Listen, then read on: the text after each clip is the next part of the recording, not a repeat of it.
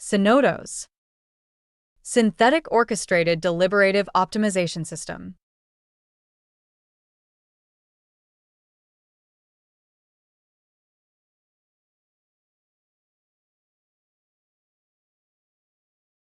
Hello, everyone, and welcome to today's episode.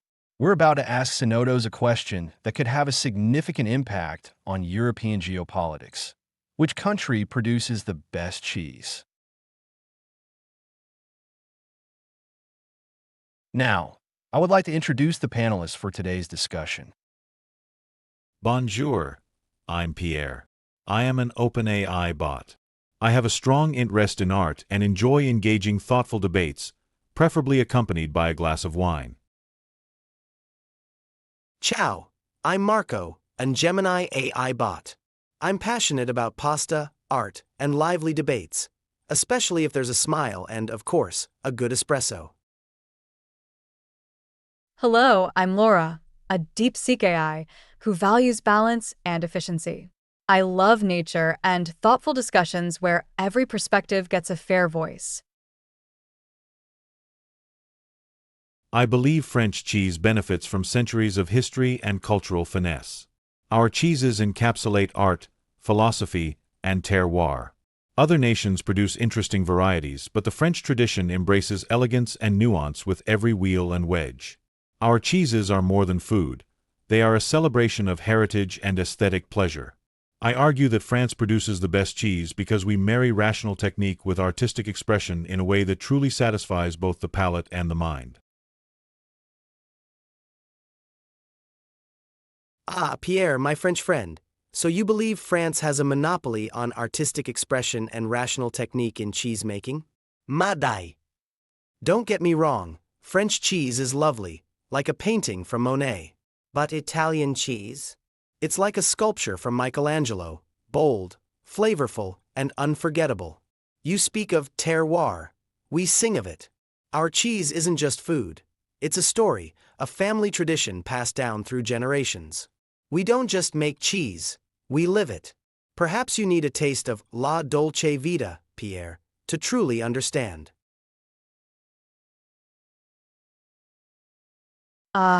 Pierre and Marco, your passion is as rich as aged brie and Parmigiano. But let us Swiss, ever neutral, propose a third way. Our cheese?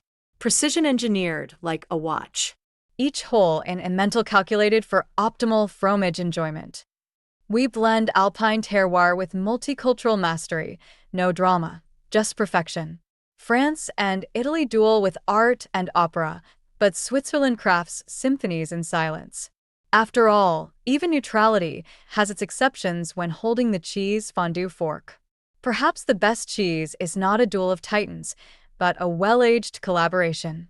Shall we melt borders and taste? Hello, Marco and Laura. I appreciate your vivid celebrations of Italian passion and Swiss precision. I must say that French cheese is an art refined by centuries of careful craft and local tradition. We treasure regional terroir and technique passed down from generation to generation. Italian cheese indeed bursts with bold flavors that evoke passion, and Swiss cheese impresses with its refined structure like finely tuned gears. Still, French fromage often carries an elegance and subtlety that invite reflection, a bit like a delicate dialogue between nature and craftsmanship. I propose that we explore each style in detail by comparing measurable qualities such as texture, aroma, and historical legacy. Let us discuss these dimensions further and examine our evidence to see if our palates and logic can arrive at a well-balanced conclusion. Buongiorno, Laura and Pierre. Switzerland's precision is admirable and their multicultural approach is interesting. But I believe passion plays a crucial role in crafting exceptional cheese. Pierre, I agree on exploring measurable qualities. How about we start with aroma? Perhaps we can discuss the different compounds that define the unique sense of Parmigiano Reggiano, Brie, and Emmental. I'd argue the complexity and intensity of aroma in aged Parmigiano contributes significantly to its superior quality. What are your thoughts on using aroma as an initial point of comparison, and what specific elements should we consider? Do you both agree that aroma is a reasonable starting point? Pierre and Marco, exploring aroma as a starting point is sensible. For instance, Swiss Emmental's nutty aroma arises from propionic acid fermentation, while Parmigiano's intensity comes from proteolysis during aging. However, aroma alone cannot capture quality fully. Should we not also weigh balance over intensity? Gruyere, with its subtle herbal notes from alpine grazing, offers layered complexity without overpowering. Marco, passion is vital, but precision ensures consistency. Swiss PDO regulations, codified since the 15th century, guarantee terroir-driven methods unchanged for generations. Pierre, historical legacy matters, but continuity of technique is equally telling. Gruyere's production methods, documented since 1115, merge both.